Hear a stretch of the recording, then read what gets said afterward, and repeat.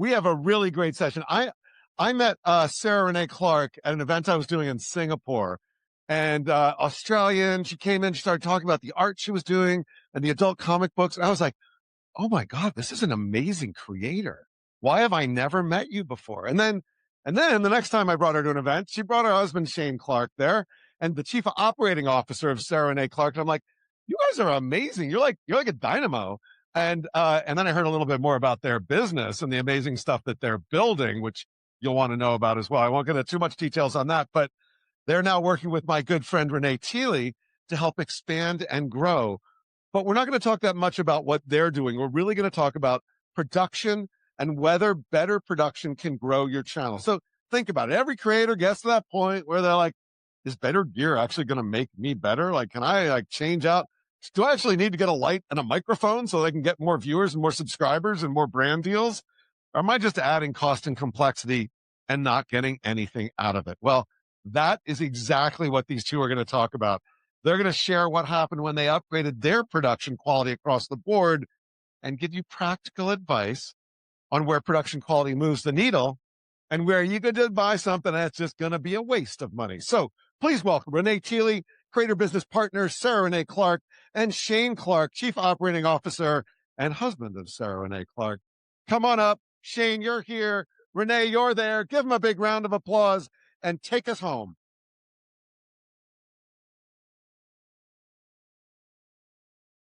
This is lovely. I get to sit down now. Last time I did this, I was at the podium and I'm way too short for that.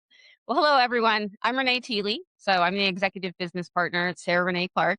And this is Shane, the COO and husband of Sarah Renae Clark. And we're going to be talking all about upgrading your production gear. So I'll be the first to admit, I love gear. So anytime something looks really cool, I want it.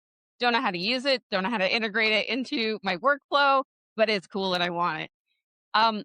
Sometimes that also comes with cost and complexity. So if you have multicam setup, now you also have more work if you're editing. So there's a lot of things that you kind of need to think through when you're upgrading your production setup. And also, is it going to do anything for your channel? Is it going to actually help grow revenue, grow subscribers, views, all of the things that kind of grow go into building your channel? So that's what we're going to talk about. Before we jump into the production side of it, Shane, can you talk a little bit about what is the type of content you create on the channel? Yeah, sure. So we're a art channel, and where we started years ago is we actually first started as like a blog and a website, and we started making products and printables on Etsy. And YouTube was actually a later platform that we came on because we found that when other people did videos about products that we made, we found that people actually really connected with that particular creator. And as people who weren't in that scene, we saw that and thought, well, we should be doing that for our own stuff. And so that's where we started into creating YouTube content. And at first it was a lot more like art tutorials and things, but then it became more of a channel that was about encouraging people to be creative. So people who wanted to get into art but felt like they couldn't draw or felt like they couldn't paint or that they weren't talented, it was all about giving them permission to just step out and just give it a go. And so that's where we started. We never aimed to be like the best artist out there. We just aimed to be someone who is inspirational to people who wanted to be creative themselves. So I want to start with what your production setup looked like to begin with. It's So very high tech. Let's see if I can get this. There we go. Okay, so walk us through what's happening here in the production setup. So this was a time when we were actually building our house and moved in with Sarah's parents while the house was getting built. And what we had there was our washing hanging to dry in the background of the set, which that clothes horse sometimes doubled as like an overhead camera tripod. And then we've got an ironing board that's our desk. And we started like a lot of creators with just using like a webcam. And then in the background there's a photo light that we bought off someone from Facebook Marketplace that was our sort of, lighting setup. And we really, really just hacked it together. whatever we could find, we just set it up, and week to week, our whole setup would change because I'd find like a monitor laying somewhere. I'd be like, that would be great for this. And you'd like rip everything apart and totally reconfigure stuff to make that work. And then you'd find something else. And so we just really hacked it together. I want to call out just one thing in this photo that just really gets me every time I look at it is this ironing board desk. It was adjustable height, so that was good. That's perfect. I've also seen photos where Sarah is using paper towels to help balance a a camera. There's been all sorts That of was a slider for a while because you could just, yeah. Yeah. So it's just basically about getting started with what you have, literally. Now I want to walk us into where you are today with production. So it looks quite different. yes. Can you tell us a little bit about this setup and what kind of prompted the initial reason to upgrade? Like what got you thinking about it? So I think, as I mentioned before, we just hacked everything together and did the best that we could with what we had because money's obviously constrained. You're not going to spend tens of thousands of dollars on gear if you don't know that the whole concept of your channel is actually going to work. And so this is after we got to a point where we were like, yes, this is what we want to do. And the setup or setups that we had over time got more and more frustrating. And so there was those obvious moments when you'd go to like start to record something and the microphone audio wasn't coming through, or the light that you bought off Amazon stops working just before you press the record button. So now you've got no lighting, or the camera settings aren't what they were when you last used them and you don't know why. And all of those kind of things were like those really obvious triggers. But then there was also the thing of like over time, things would just break down, or you would update something and that would cause something else not to work. And it gets to a point that what you had that was enough was just no longer enough. And so this is where we've sort of gotten to over a long time, where everything is like very upgraded, but everything works together a lot easier. And although it looks more complicated, it's more streamlined. Things work together, and it's a overall better experience from a production point of view. But also for Sarah, it's also better for her because she can get more creative quickly. So you didn't just jump from the ironing board desk to this. No, we went to IKEA first and got a proper desk. And then for this setup, was it adding specific pieces over time? Yeah, it would be unrealistic as a creator to go from like ironing board to television studio. And so, yeah, you do prioritize certain things. And over time, we've upgraded sort of piece by piece to get to where we are now. And then, so again, like I mentioned in the beginning, I love gear. Does add complexity. Yeah. So, well, talk us through some of the actual impact. Like you upgraded gear, you got everything working in terms of streamlined workflow. What happened on the channel? So when we upgraded our gear and really went for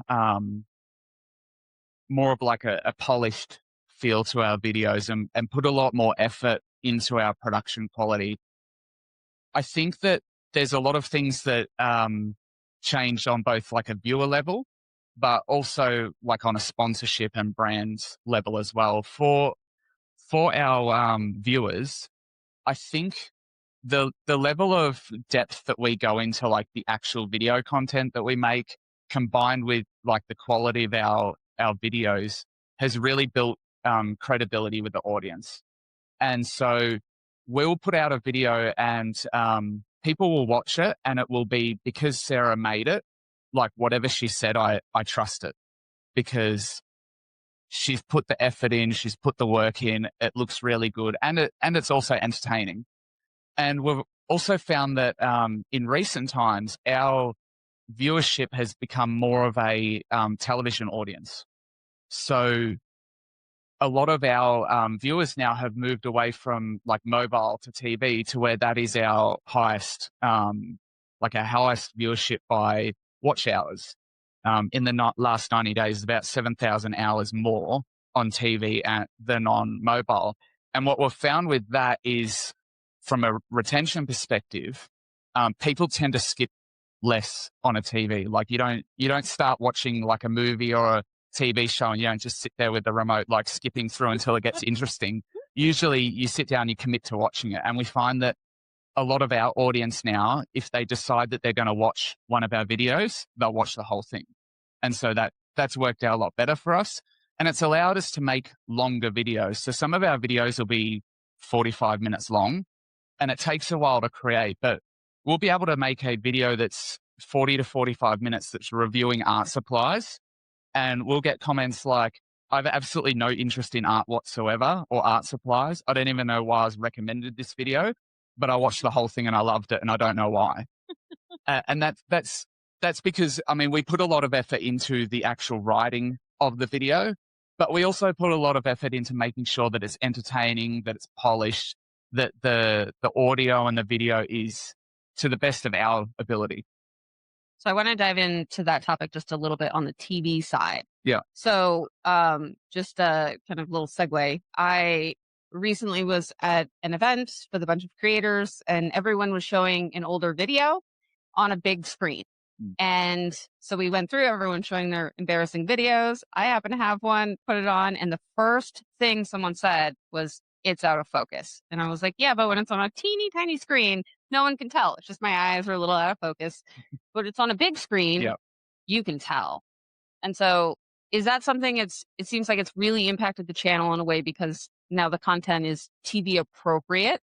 Yeah.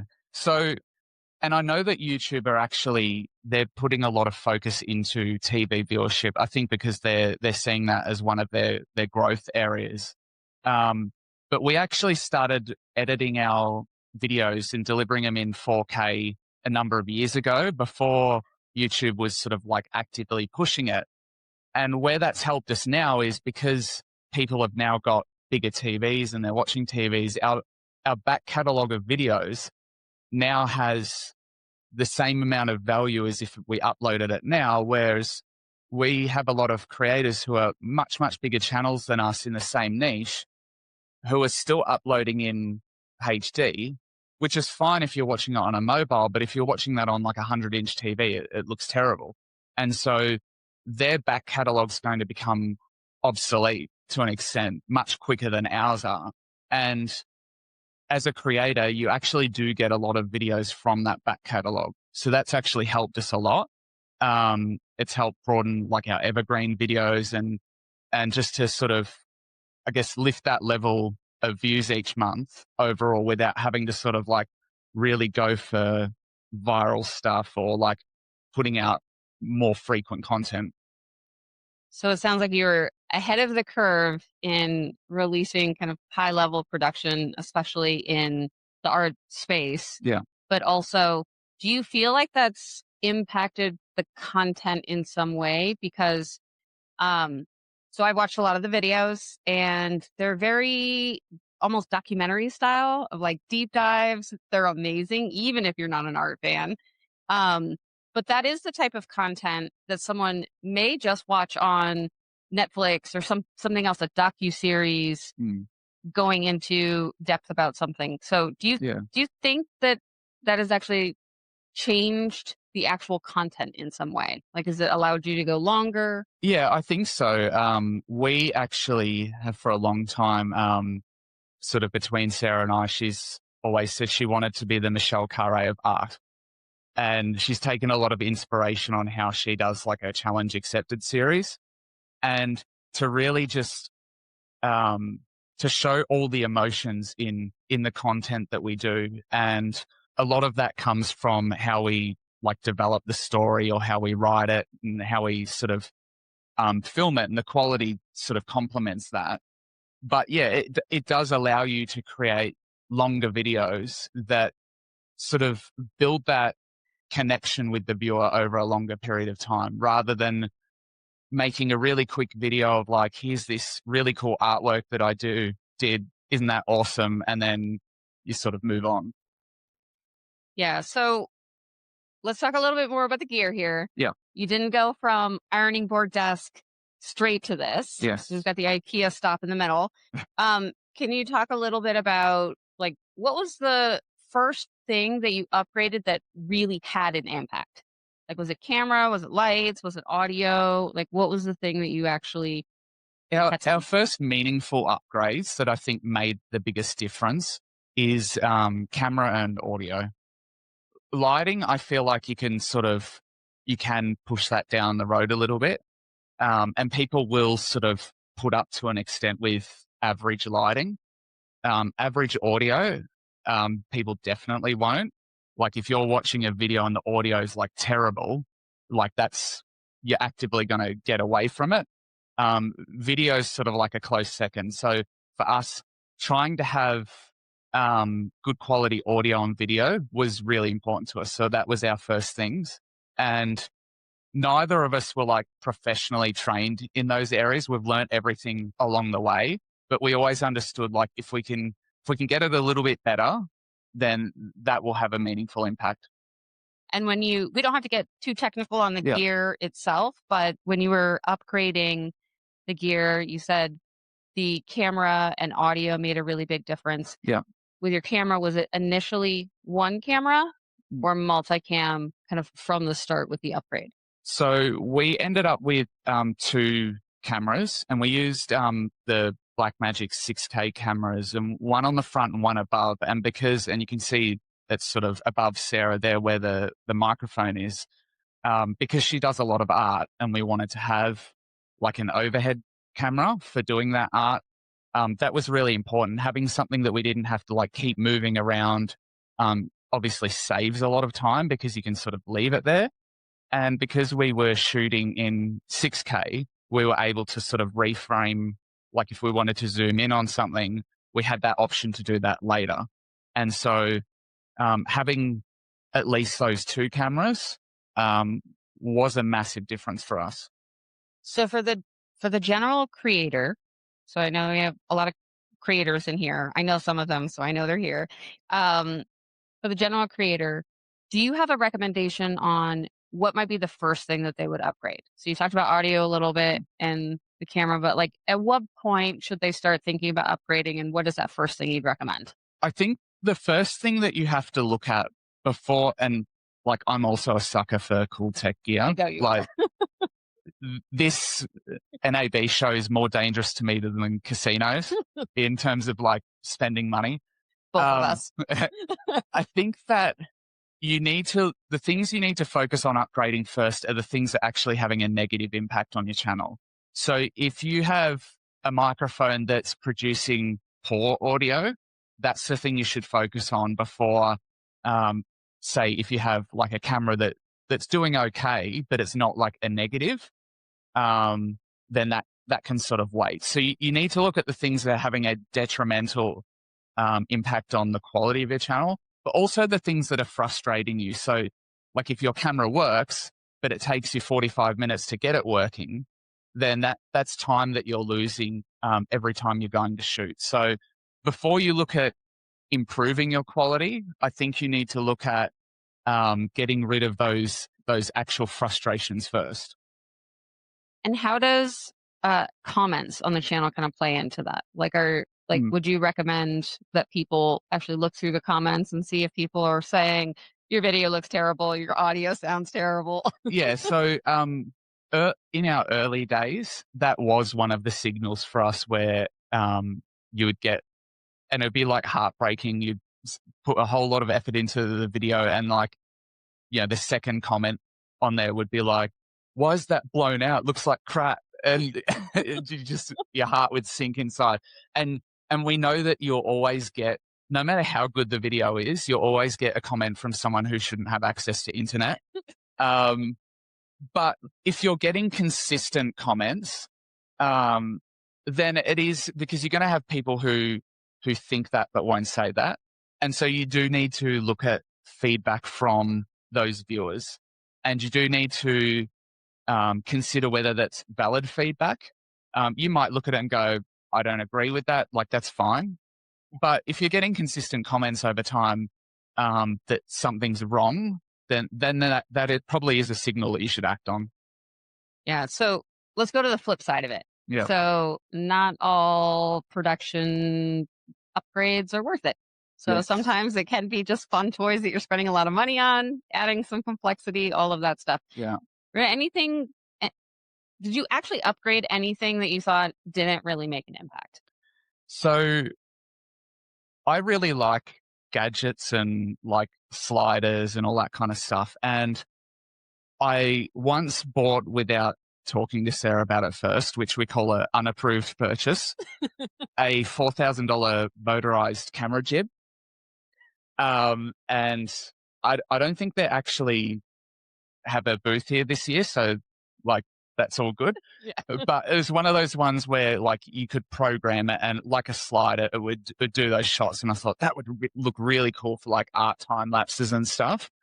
The amount of time I spent trying to balance it in the 85 different ways that you have to balance it for it to not like just sort of stop working. And then you would do like a 40-minute time lapse and then halfway through just do that. Or it'd sort of come up with an error. It was frustrating and it become a detriment to the creativity. And so it ended up being a waste of money. We haven't used it. If anybody's after a camera jib and you live in Australia. Just really talked it up. Yeah. But it was something that I thought would be really cool. And it just ended up being not only a waste of money, but it actually become a frustration. And for a creative channel, the first thing that kills creativity is frustration. Yeah. I may or may not have something very similar to that is also not being used in my little studio area. Do you have any advice to help other creators avoid those really expensive purchases that might not do anything? Yeah, I think the first thing that you need to do is, I think you need to really learn and write down your whole production flow from planning to delivery. And you need to look at each step and think about the things that could be improved. And I think first look at whether that process could be improved from like a system or a process change or just doing the thing differently before you look at whether a piece of hardware or a piece of software or a new camera is the thing that you need to do. Because the temptation is like, I would get a better camera shot by buying this particular little skateboard thingy that the camera sits on. But maybe it's just being more creative and learning how to do the shot better and saving a whole lot of time in setting up a new piece of gear and buying that would get you the same results. So I think you need to sort of really think about whether those things are necessary, whether they're actually going to save you time, or whether they're just going to make your whole process more complicated. Yeah, so that may save you $4,000 on doing the same mistake as Shane. So a little bit of a bonus question. So this will be the last question. We're going to open it up for some Q&A. So think about some questions. Is there any piece of gear that actually didn't make an impact on the channel, but you still love? Like you're still happy that you purchased it. It's still that fun, like, feeling of, you're the Batman of production. You got all your gadgets. There's something you really love, but didn't actually do anything for the channel. I know we didn't prep for this one, so I'm really sorry I'm putting you on the spot, but I feel like this is a good question for you. Yeah, I love having a lot of camera options. So in our studio, we have like 5 different cameras set up. And to be honest, I didn't need all of them. Like you can just move a camera once in a while. But I like cameras and I like having them on the multi-view and being able to, like, especially when we're doing live streaming, to just be able to switch from different options. And I had a bit of a background in live production. So doing live stream and stuff is like exciting and fun for me. And so like, did I need a massive television switcher in there? Could I have just gotten like an A10 mini? Yes, like I could have, but that's really fun and I enjoy it. So I honestly think that that's kind of overlooked when you're building out your studios. What's going to make it more fun for you to actually create content? Like that's important too. So we're going to wrap up there, but let's take some questions. Yeah, I'm right here and I'm going to run mics and I'm going to start over here and work my way the other way. Okay, here you go. Thank you. You mentioned Michelle Carre's channel. Yes. What are the things that they do that makes you see it and be like, oh, I want to do that. That looks really cool that you want to incorporate into your channel. The thing that we love about what she does is, and it's less from like the production side, but more like the story flow, is that Michelle shows everything in her video. She shows the nervousness. She shows the failure. She shows when she tried to do something and it didn't work and it made her look silly. She's not afraid to show the whole process. And in an art channel, that's also very important because there are a lot of people who are watching who think, I would love to be able to draw really well, but I can't. And so if we just go and draw something that's really good, you're really just flexing. And so we've always tried to be not the best artist, but to just be slightly ahead of your audience so that they have that aspirational thing that they can look towards. And I think that's really helped us. So another question right here. Yeah. So when did you make the first upgrade, your first piece of gear? You know, you went to IKEA. Was it when your channel actually earned affiliate money or whatever? You know, like when would you suggest that? So we had a thing very early on, and it's, I don't know if it's sort of a luxury, but we never wanted to go into debt in order to be a creator. And so if you're thinking, I would love to create content, but I need to spend $50,000 on credit, you shouldn't do that. I think that you need to kind of, as a channel, have a little bit of proof of concept that people are going to actually watch your channel, and then maybe set a piece of gear as a reward for when you get monetized. Like you can treat yourself as the channel by getting that piece of gear because you know that as a creator, you've earned it, and it will also help you. Other questions right here. So, I know you talk about, doing this as a solo creator or something like that, but for those of us that work for companies, how do you suggest we have that conversation? Because my job is pretty willing to, but not always willing to spend the bigger bucks. So it would be just, how do we have that conversation with them to say that upgrading our gear is the way to go and not just trying to repurpose something we already have? I guess you have to justify the benefit. If your employer feels like you're doing just fine with what you have, sometimes it's not about going to them and saying, this gear sucks, I want really good gear, but selling the potential of, hey, if we had this, we could actually do this. And then I guess also when they go, okay, give me the options, I tend to give a couple of options. And the thing that I actually want is kind of the middle option. So present like a really bad option that's sort of like, there's this, but it's probably not going to work. There's this, which is pretty good. Or we could spend $80,000 on this really overpowered thing, and that would be awesome. I go, well, I'm not going to get that.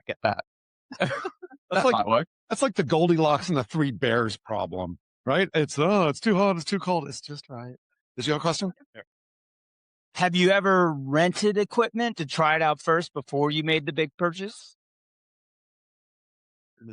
We haven't ever like rented equipment, but we have gone to places where we've been able to like use the equipment, or I've experienced some of those equipments when some of that equipment when I've worked in particular jobs and everything. So that is a valid option where you could, if there's a camera that you think might work, well, you could spend $80, $100 renting it for a day, or at least going into a shop and demoing it before going online and just throwing the money away and hoping for the best. So I think renting is definitely a valid option.